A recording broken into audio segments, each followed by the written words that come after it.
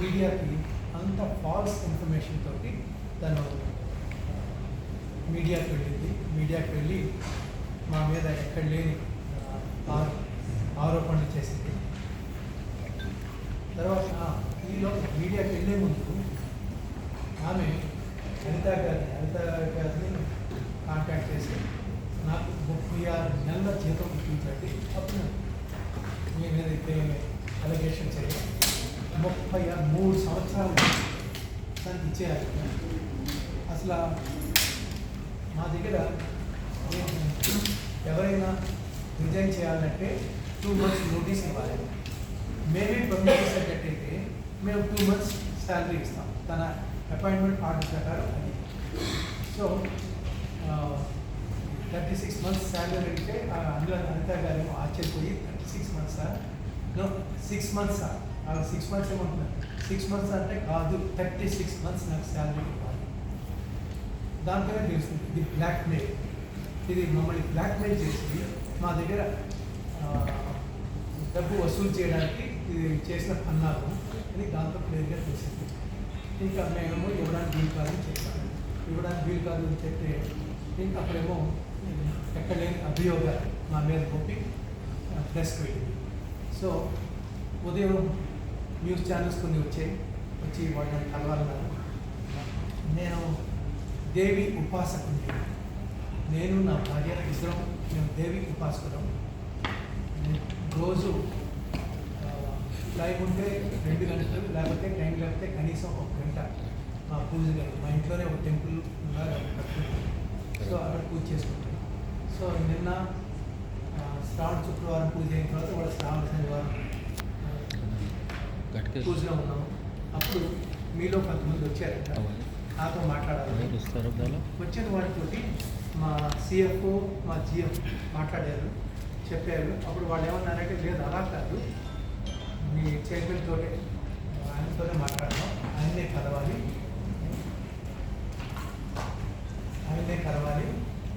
తర్వాత మీరు ఒక ప్రెస్ మీట్ పెట్టి మా అందరితో ఒకసారి మాట్లాడితే బాగుంటుందని వాళ్ళు సజెస్ట్ చేశారు.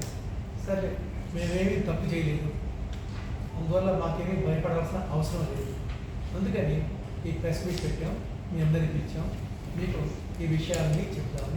ఇది జరిగింది. మీకేమో ప్రెస్ నోట్ రిజైండర్ ఇచ్చాం. మా రిఫ్లెక్ట్ తన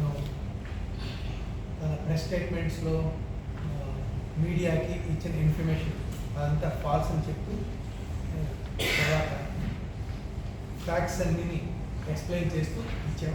దాంతోపాటు ఎఫ్ఐఆర్ కాపీ కూడా ఇచ్చాం.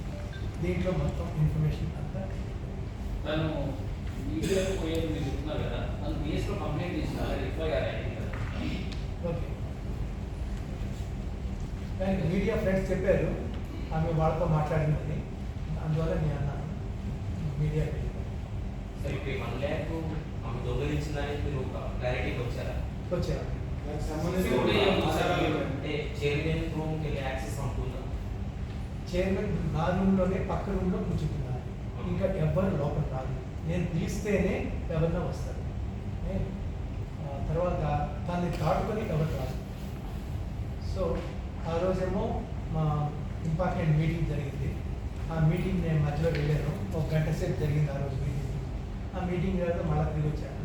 తర్వాత నేను డయాబెటిక్ని నేను అలా కూర్చోకూడదు, ఒకచోట కాసేపు లేచి నడుస్తూ ఉండాలి. సో మా రూమ్ అడ్జాయినింగ్ కారిడార్ అక్కడైనా నడుస్తాను, లేకపోతే కిందకి వెళ్ళి నడుస్తాను. సో నేను కంటిన్యూస్ రూమ్లో కూర్చోను, కానీ ఆమె అక్కడే ఉంటుంది. ఆమెను అడిగాను ఎవరన్నా వచ్చారా అని, లేదు అని చెప్పాను. సో అది కాకుండా ఎంక్వైరీ చేస్తామని ఆమె తెలుసుకోవాల్సిన అవసరం లేదు. తర్వాత ఇంకొకటి, ఇదంతా ప్రీ ప్లాన్డ్. ఎందుకంటే ఆ రోజు పోలీసుల ముందే ఆమె హోటల్ లాబీలో ఇంత గొడవ చేస్తున్నప్పుడు పోలీసుల ముందే ఆమె అన్నది, నేనంతా ప్రిపేర్ అయి ఉన్నాను, ఏ పోలీస్ స్టేషను ఏ ఆఫీసర్స్ కాంటాక్ట్ చేయాలి, వాళ్ళ ఫోన్ నెంబర్స్ ఏంటి అన్నీ నేను రెడీ పెట్టినాను చాలా రోజులు బట్టి. సో ఐఎమ్ ఫుల్లీ ప్రిపేర్డ్ అని చెప్పాను. లక్ష రూపాయలు ఇస్తున్నట్టు మీ దగ్గర ఆధారాలు సీసీ ఫుటేజ్ సీసీ లేదండి, నా రూమ్లో సీసీటీవీ ఫుటేజ్ ఉంటుంది, నా రూమ్లో సీసీ కాకపోతే తెలిసినట్టు మీరు ఎట్లా ఆమె పోలీసులు పిలిస్తే పోలీసులు వచ్చారు. కానీ ఇక్కడ ఛాయ్ దగ్గర బిస్కెట్లు చేస్తుంటే ఆమె హార్ష్గా మాట్లాడినట్టు వాస్తవాన్ని ఉంది. కంప్లైంట్లో ఆమె 7 పేజీలు కంప్లైంట్ రాసింది. ఇవన్నీ మీడియాలో రాయలేదు.